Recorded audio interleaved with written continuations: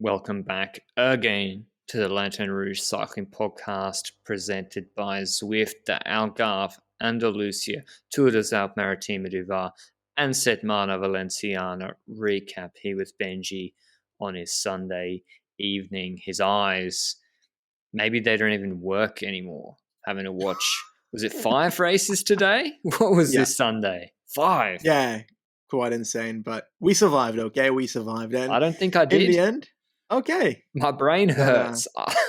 I'm peaking too early. I'm like Quintana, Benji. I'm February Quintana of the podcast world. But The tour. I don't think February Quintana is real. I think that he Really? crashed 2 years ago with his knee injury, and he has been coming back, and as a consequence, hasn't been able to show itself outside of February. And now we're seeing Quintana again, and therefore I have hopes that if he doesn't crash, we might see it a bit longer than February this time around. True. I actually believe that too. Anyway, Algarve first. It finished on the Mole Owl climb. They did 2 reps, 2.5 Ks, 10%, 173K stage.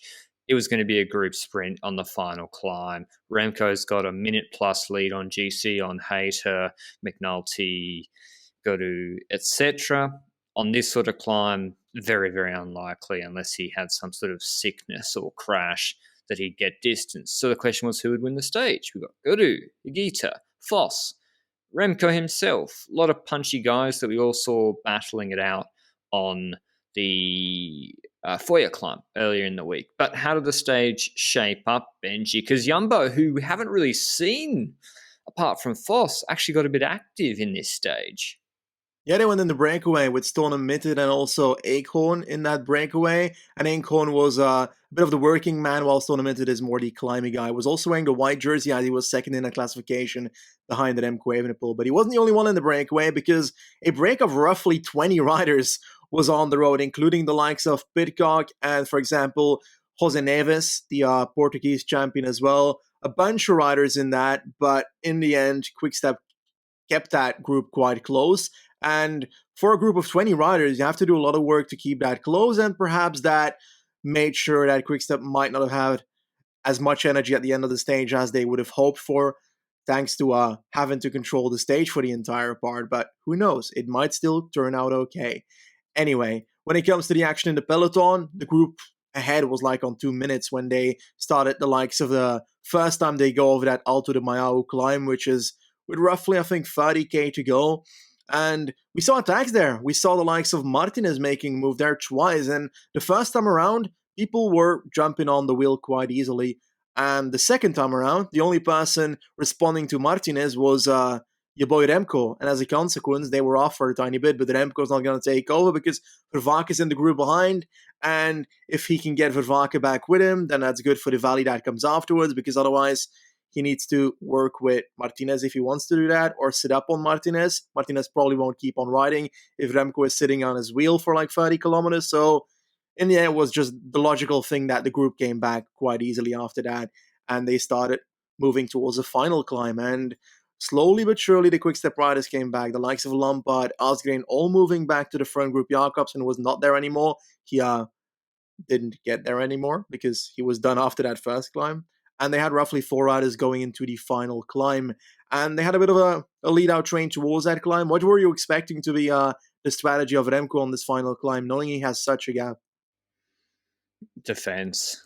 Just ride at steady, hard pace so that, like, the worst thing that can happen is someone gets away early and they can actually take, I mean, a minute, never happening, but you know what I mean. He just wants to make it to the last 300, 400 meters in a group with the GC guys, and then he can do whatever, because I don't think he was keen, or I think he knows Higuita and co were a bit punchier than him.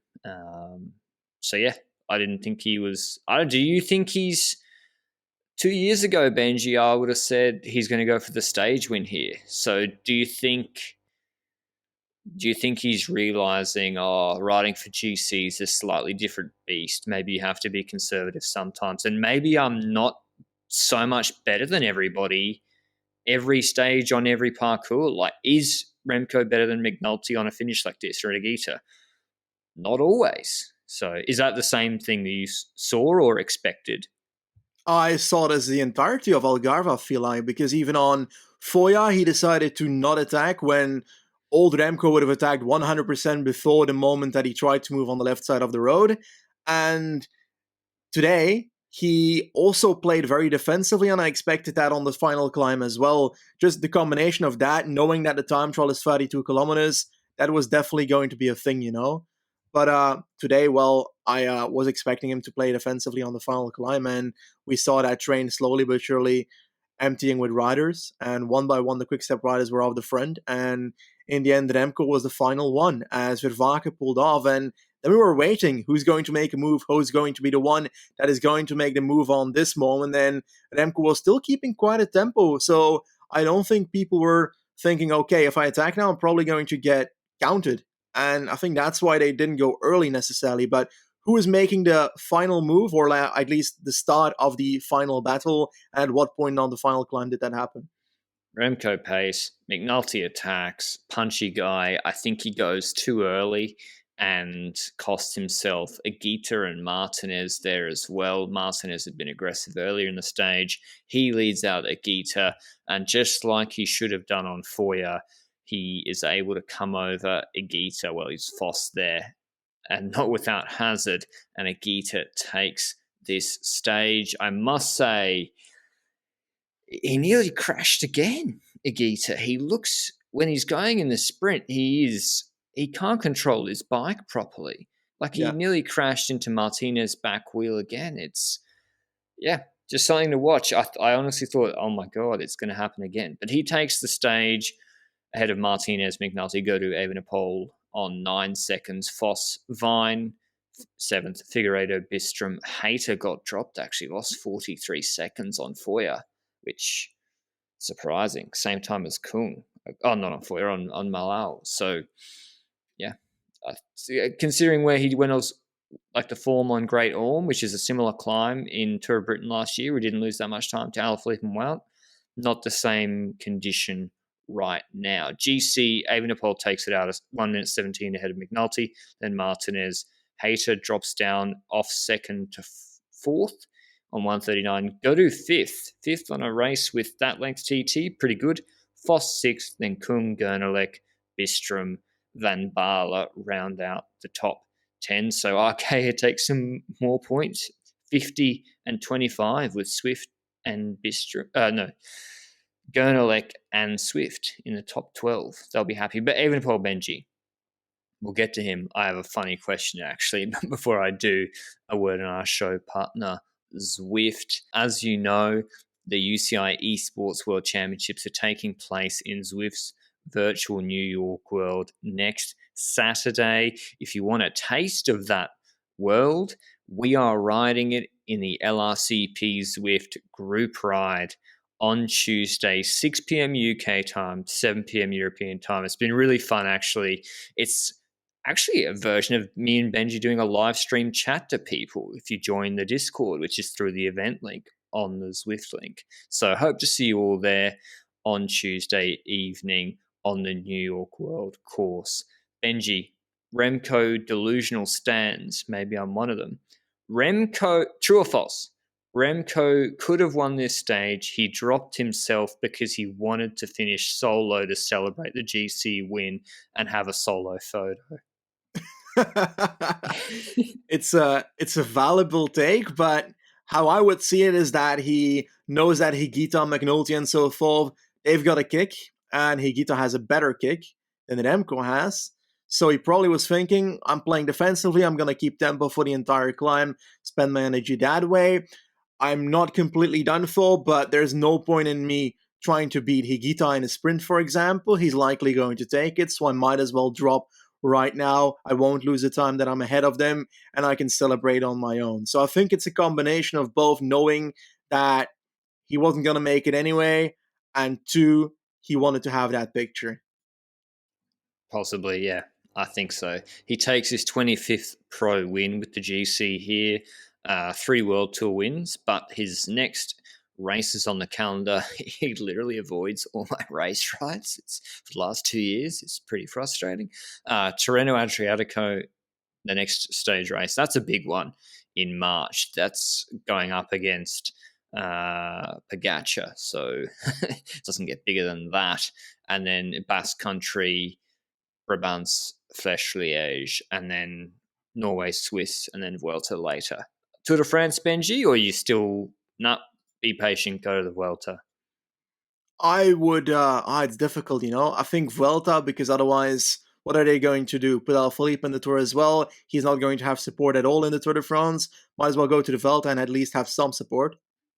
If he destroys Pogacar in Tirreno, will you change your mind? He's not. Oh, we got it on record. Okay. He probably won't. I mean, we'll see how Pogacar goes at UAE this week.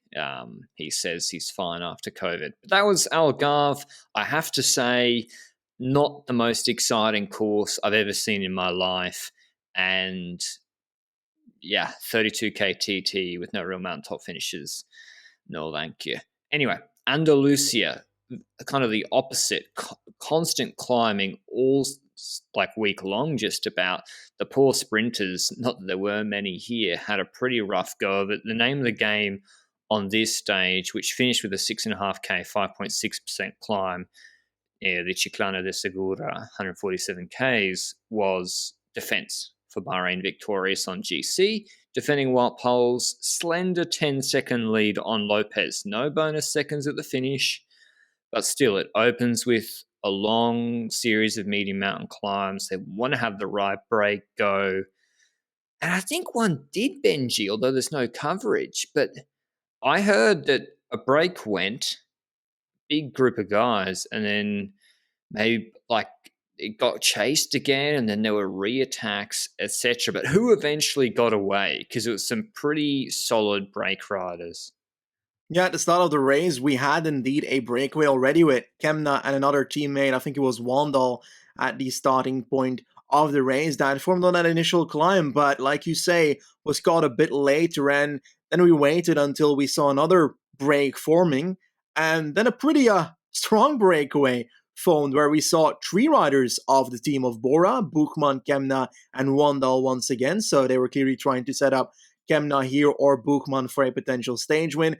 Three riders from UAE, Kovi, Polans, and Trentin in the front group. So not following, not chasing this time around, but ahead of the race. Oliveira and Serrano for Movistar. Velasco, Sheffield in the break once again, 19 years old, repeat that.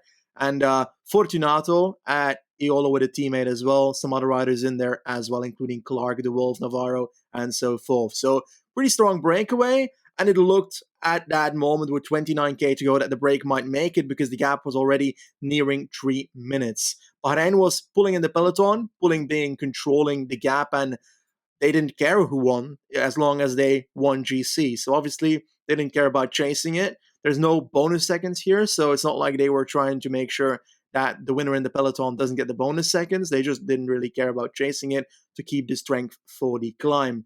But in the breakaway, we actually saw them go towards that final climb, and Buchmann was the first one to roll attacks. Buchmann attacked here and there.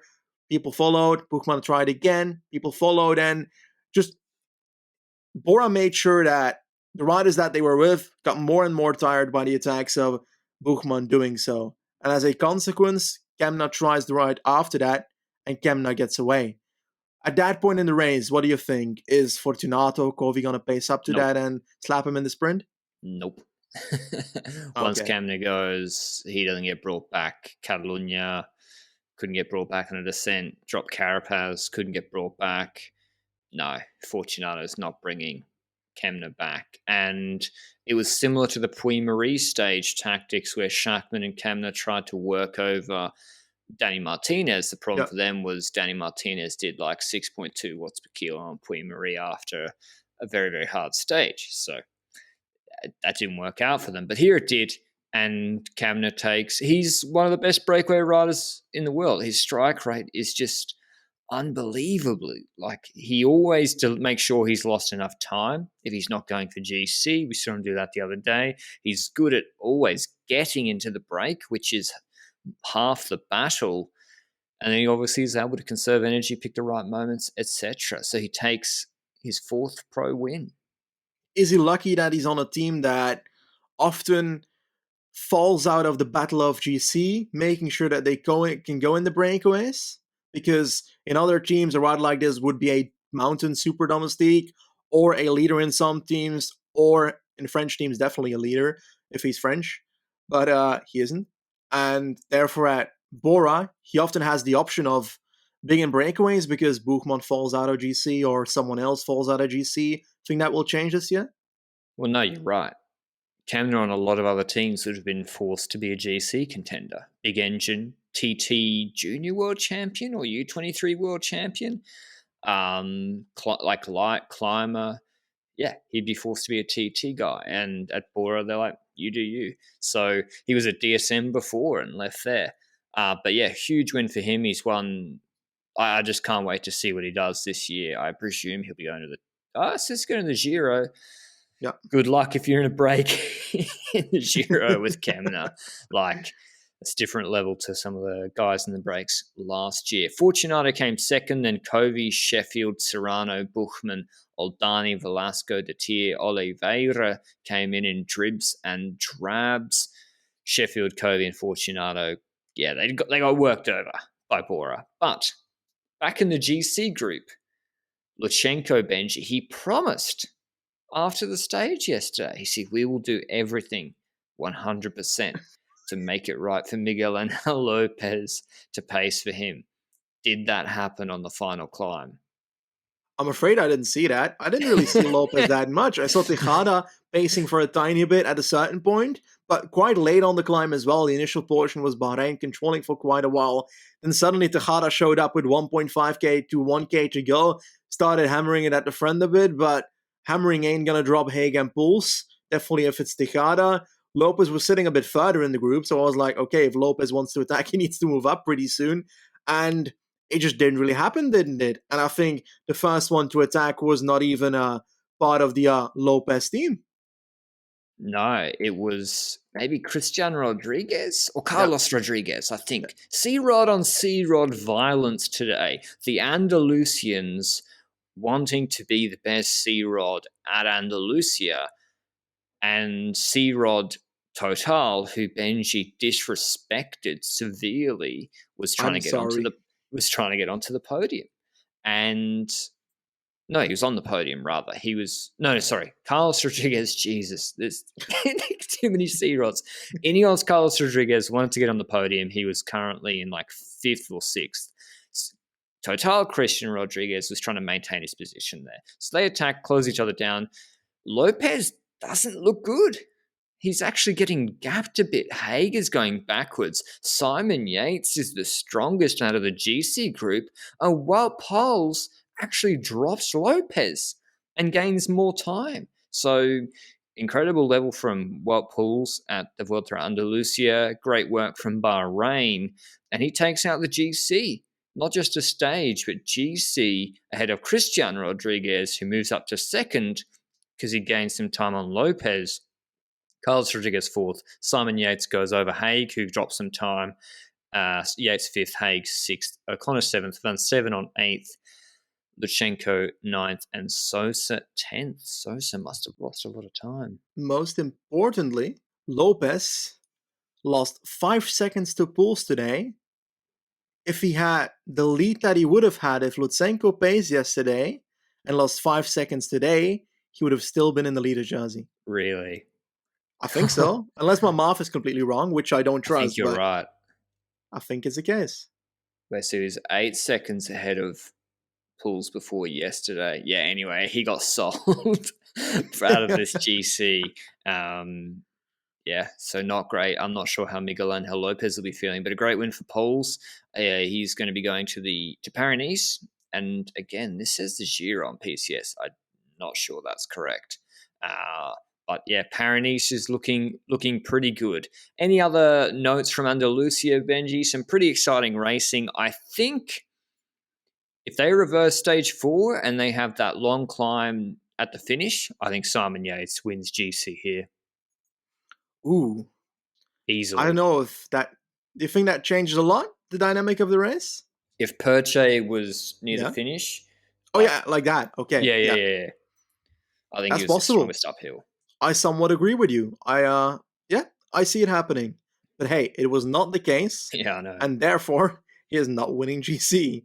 But do you think this indicates something for future races, the form that riders have in this race? Because you feel like Cristiano Rodriguez could certainly be a GC contender at a Grand Tour? No, right? No, because this was a very, very specific parcours with, as I said, no Yeah. mountaintop finish or anything like that. It's very sort of a unique parcours. Exciting racing, but how much it's relevant to Grand Tours, I'm not sure. No TT either. That was Andalucia. Congrats to Poles. Speaking of form and how that may impact what we're thinking about for the rest of the year, and riders going to Paris-Nice, Tour des Alpes Maritimes du Var is a 2-1 race, but I want to mention it. Quintana yesterday attacked on Ez. Wellens brought him back. Quintana did really good numbers, 6.78 for 14 watts per kilo. 6.78 watts per kilo, that is, not 14 watts per kilo. And the problem for him was there was like an 8K false flat descent to the finish, and Tim Wellens did his best ever 20-minute power and brought him back on the flat. Obviously, Wellens probably got like 17 kilos on Quintana. So on the non-technical descent, he brought him back. So Wellens, who won that stage, same time as Quintana, I think, before this stage started, or just a couple of seconds ahead, he was leading GC. There wasn't too many savage high mountains here. Anyway, Quintana launched this third and last stage, attacking on a 6K, 6.5% climb, and then went full gas on a long descent all the way down into town, dropping Wellens, gapping or reaching Pinot in the break and dropping him, taking a huge lead and winning this GC by over a minute 30. He won the stage by a minute 20 because Wellens was pacing with Martin Pinot on his wheel, who weren't contributing and suck at descending as well. And then they tried to attack him the second on GC. But Quintana, Benji, I'm saying he's back. I hope he's back. He's been absolutely ruthless these last few weeks, and I very much look forward to seeing what he can do in Paris-Nice, because we've got that Turini climb. Yes, it's against Roglic and so forth, but it's an indication of what he can do against the best of the best, the Slovenians. And that's what I'm kind of waiting for to settle it out, because, yeah, he's beating Wellens here. Like, Wellens is not the top climber, but the numbers he's pushing out, Yeah. is very good. So that's an indication that on Turini he might be able to somewhat compete with Roglic. We're still having to see what Roglic looks like at the moment when he comes to form, so we don't know that. But that's the point where I'm looking forward to see confirmation. And I don't know what that means for the Tour de France, because there's a long time trial in the Tour de France, so Quintana's basically ruined on the time trial alone. Is he going to take enough time on the other stages to beat riders that are better at time trial? That's a very difficult question to answer. He's not riding the Giro. He's doing the Tour and the Vuelta instead, for pretty logical reason in my eyes, which is that the Giro was not that much shown in France. So most likely that results in Arkea not being too interested in having their sponsor at that race.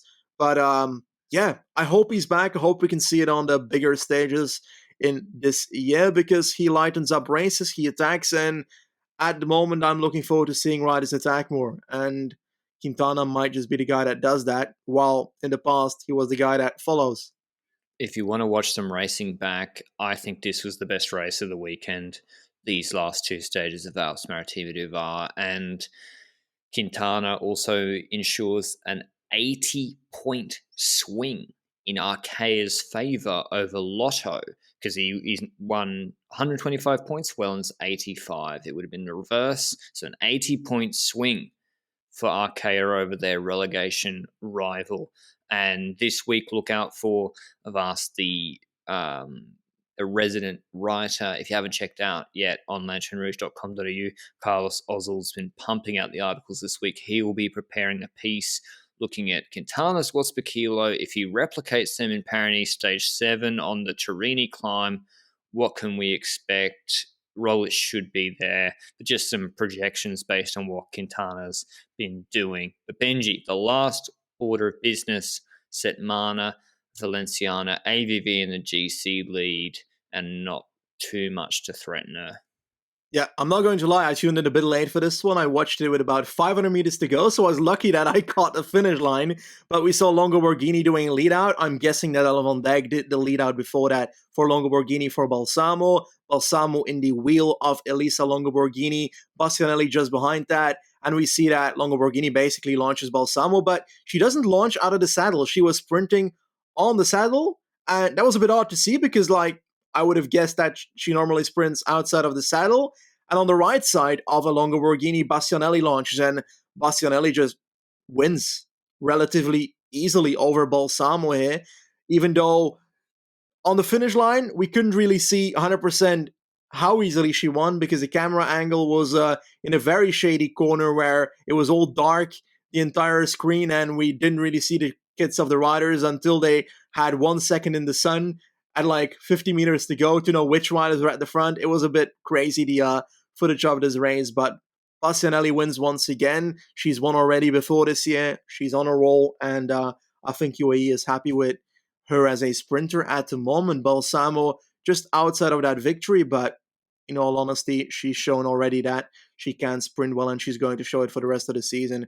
When it comes to Van Vleuten, still a leader in this race, and it's also kind of done. So she's going to keep that lead until next year. So congratulations. I And mean, it's we take it for key because, granted. yeah, but Like, she had a serious yeah, injury in exactly. Paris-Roubaix. First race of the year, she's just fine, which, Pelvis, I think. yeah, she's 39 and just back. And she put it up on Twitter being like, I was on crutches like a few months ago. Just absolutely insane AVV. Already like another comeback story that's kind of under the radar. But we'll see her in TDFF avec Zwift later this year. She will be maybe the $1.05 favorite. That was our Super Sunday wrap up. Speaking of Zwift, make sure to join us on Tuesday on our LRCP group ride, and we'll have the UAE Tour Stage 2 recap tomorrow. Ciao.